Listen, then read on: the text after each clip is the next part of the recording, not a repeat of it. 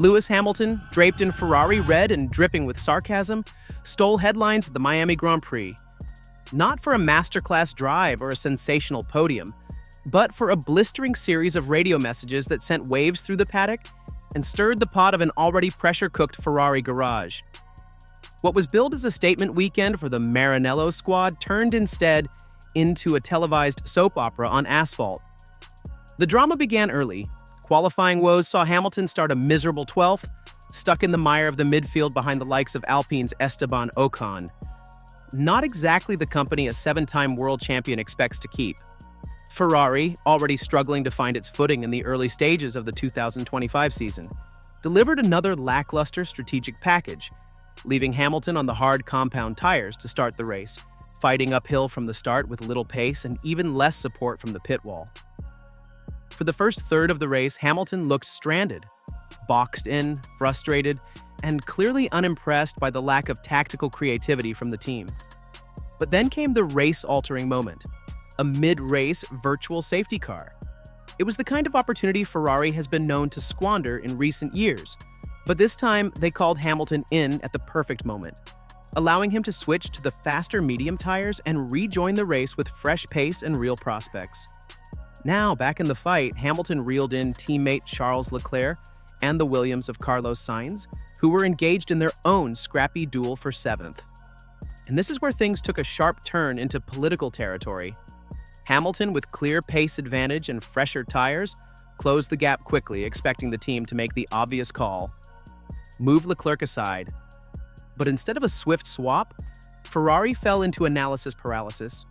Team radio told both drivers to hold position, ignoring Hamilton's repeated calls to be let through.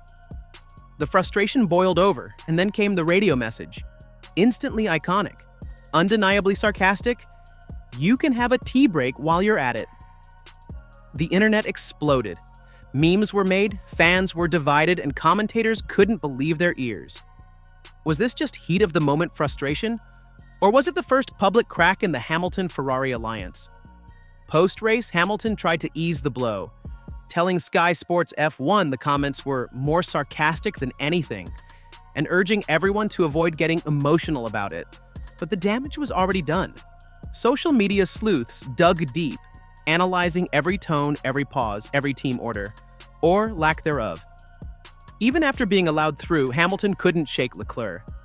The Monegasque stayed glued to his rear wing, well within DRS range, complaining of dirty air and stalling Hamilton's progress as the pair failed to break free of the midfield chaos.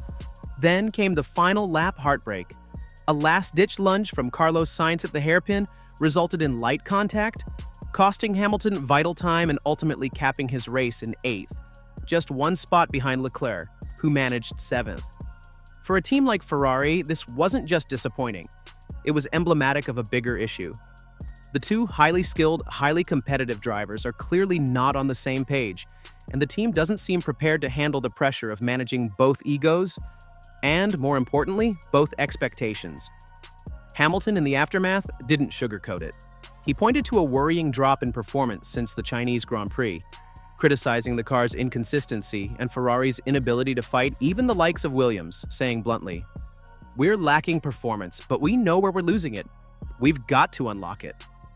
Leclerc, often the diplomatic voice within the team, was visibly shaken as well, admitting, "It's not good, we need to do better.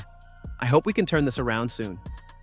These are not comments from a team poised to challenge for a title. These are the remarks of drivers clinging to hope as the reality of their situation sets in. The question fans are now asking, is this a one-off incident or the beginning of a full-blown civil war at Ferrari? History tells us Ferrari doesn't do well with internal conflict. From Schumacher and Barrichello to Alonso and Massa, and more recently Vettel and Leclerc, the Scuderia often spirals when pushed into multi-leader dynamics. And now, with Hamilton, a global icon, media magnet, and no-nonsense competitor in one car, and Leclerc, a passionate, long-term Ferrari investment. In the other, the risk of implosion is very, very real. We haven't even reached the halfway point of the season, yet it's already starting to feel like a turning point. Hamilton didn't sign with Ferrari for midfield battles and delayed strategy calls. He signed for legacy, for titles, for history. And Leclerc? He didn't climb the Ferrari ranks just to become a supporting act in someone else's narrative.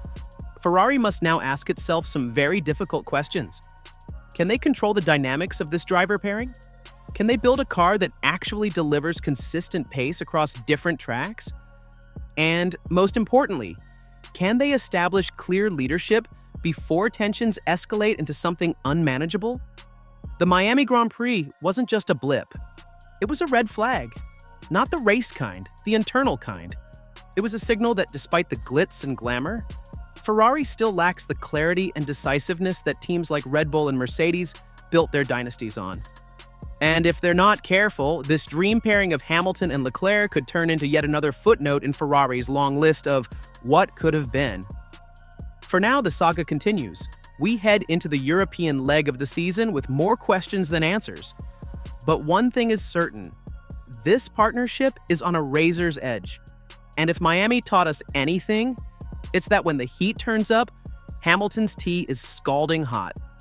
If you like this breakdown, make sure to like, subscribe, and hit that bell icon. We've got our eyes glued to every team radio and strategy call. Because in Formula One, the racing may last 2 hours, but the drama, that lasts all week.